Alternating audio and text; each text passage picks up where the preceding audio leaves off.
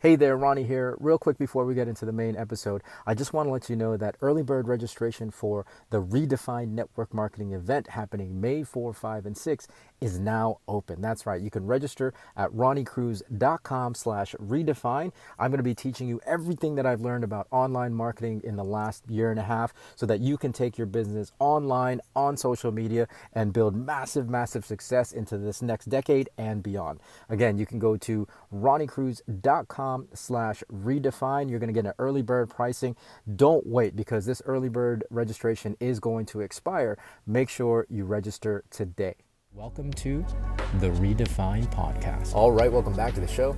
Thanks for tuning in. Today, we're going to talk about the top 5 reasons why people are afraid of content creation. Of course, this is part 2, so if you missed part 1, make sure you go back and listen to that episode or watch the video so that you have context for today's conversation.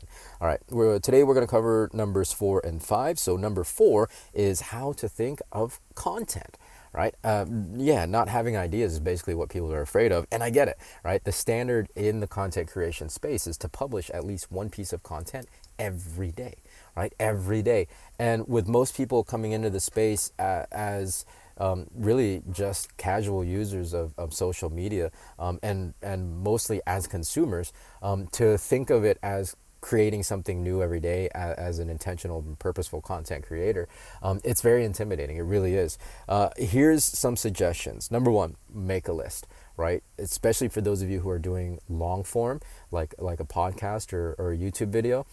Starting off with a list of at least 25 topic ideas will really will help springboard your content creation.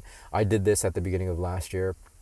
Super helpful. And in fact, what I found was I only used like maybe 6 or 7 of those ideas, if that, right? And what happened was after I did that first batch of content, it started to really engage my creative facilities. And that's what's going to happen for you. I think the reason why we get so intimidated by the idea and the notion of having to create content and publish content every day is that we're not used to using our creativity anymore, right? Like it's out of practice. But we do all have that capability. It really is. It's latent in all of us. And so it's just getting used to using that muscle again. So again, start off with making a list of 25, and that will help springboard your content creation. And then have an ongoing list, right? On top of the written list that I started off with, I actually have an ongoing list on my phone that it's just like, anytime I have an idea pop in my head, I jot it down on my phone list because that's the thing I have with me all the time. It's the easiest place to store ideas. So I have this list of like hundreds of ideas now at this point that I can easily pull from if I run out of ideas, right? If I feel like I don't have anything to talk about, I can just go to this list and easily pick 10 and have 10 new episodes for the show. So that's a really, really good practice. Again, this is mostly an exercise in engaging your creative facilities. The other thing you can do is recycle your material. Right? I heard this from Brendan Burchard at first, and he said, go back to, a month, 2 months ago, 3 months ago, and look at what really did well in terms of your content and just recycle it. Right? And you might be thinking, well, I don't want to be repetitive. I don't want my audience and my followers to see the same thing over and over again. Well, here's a reality. And I don't know the exact statistic, but it's really low. It's like something like 2 or 3% of your audience, of your followers, actually see your content on any given day.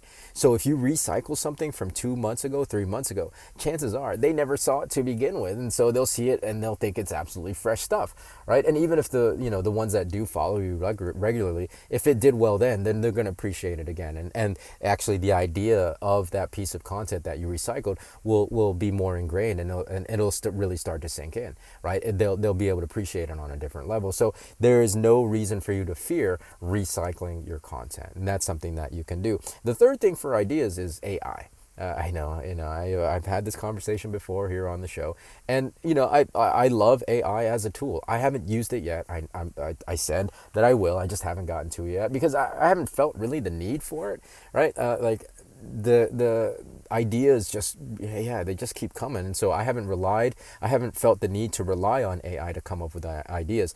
However, I do know that people in the content creation space are loving it for this very reason. I think mainly because it allows you to, it helps you think of ideas of and from the context of what people are actually searching for.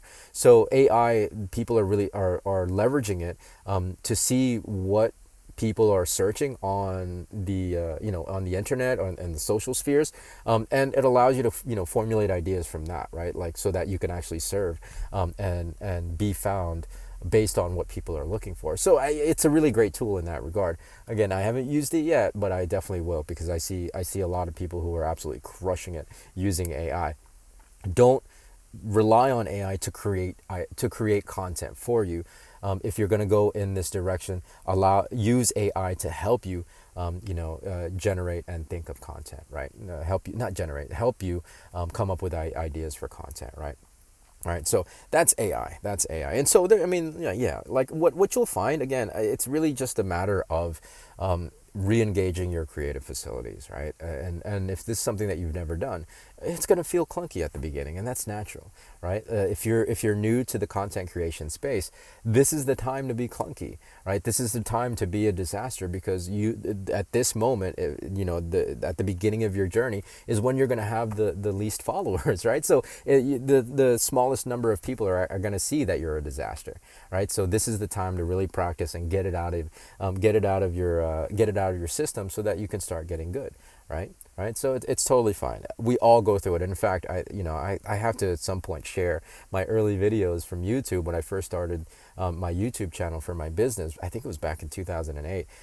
So cringe, man, so cringeworthy. But it's one of those things. We all have to start somewhere, right? We all have to start somewhere. So just be willing to be clunky, especially when it comes with ideas at the beginning. You'll get into the groove of it, as long as you make sure you are committed to publishing every day.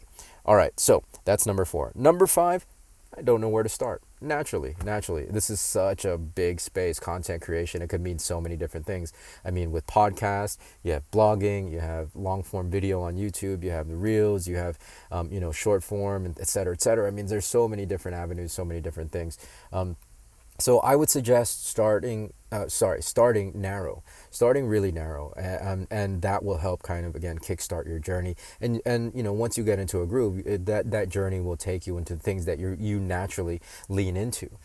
When I first started this journey back in 2022, my mentor told me, okay, learn online marketing funnels. Here's a couple people that you need to listen to and follow and read their books, and that's where I started. And eventually it was enough to get my journey going, and it kicked me off to doing YouTube. It kicked me off to doing then content creation, and fast forward to today, here I am. But the main thing is, it's just starting narrow, picking your singular platform, and honing in on your particular message and mission, and what you want to achieve, right? Now, if you're still intimidated, totally understand, and this is why I created a course, right?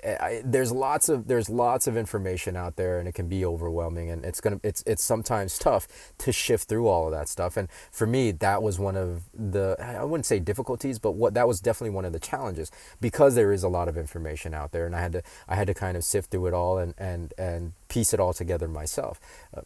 Self-driven education. That's kind of par for the course.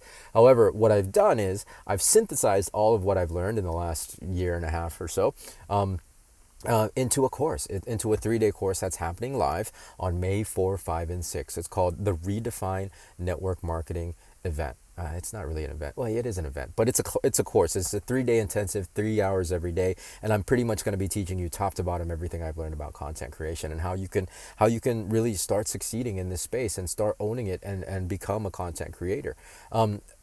I know it's titled Redefine Network Marketing, and it is, some of it is going to be network marketing focused. However, the skills that I'm going to be teaching in this course, they're going to be principle-based skills, and because of that, it's not specific strategies for network marketing necessarily. These are principle-based skills that you can transfer into whatever niche that you might be building, right? Whether you have a mom and pop, whether you're an artist, whether you're a dancer, whether you're a musician, whether you're a realtor, whether you're an accountant, whether you're a doctor, whatever it might be. If you want to get into this content creation space, which I think everybody should, this course is going to be great for you, right?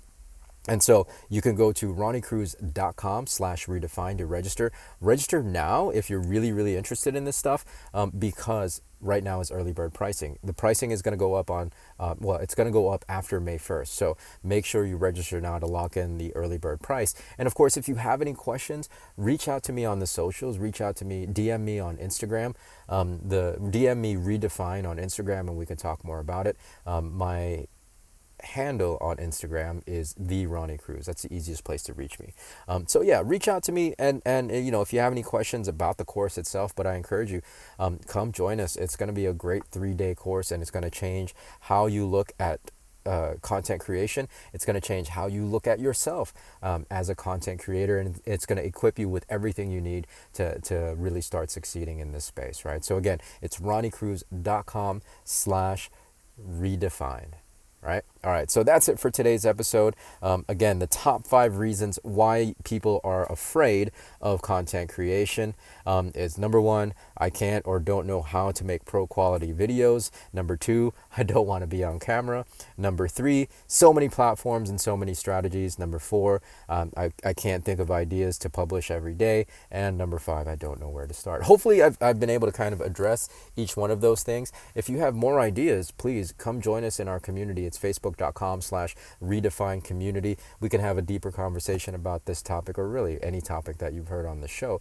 That's what the community is for. It's also there so that it can support you. We can support each other on our entrepreneurial journeys, right? The entrepreneurial journey, especially online, online marketers, it can be very, very lonely, right? And so the intention for that particular community is so that we can support each other on our journeys, and share our wins, share our losses, share the things that we're struggling with, so that we can help each other along the way, right? So again, that's facebook.com/group/redefine community. And of course, don't forget, early bird pricing for the Redefine event on May 4, 5, and 6. Go to ronniecruz.com/redefine. That's going to do it for today's episode. Thanks for tuning in. More from me tomorrow. So until then, be well, be safe. I'll see you in the next episode.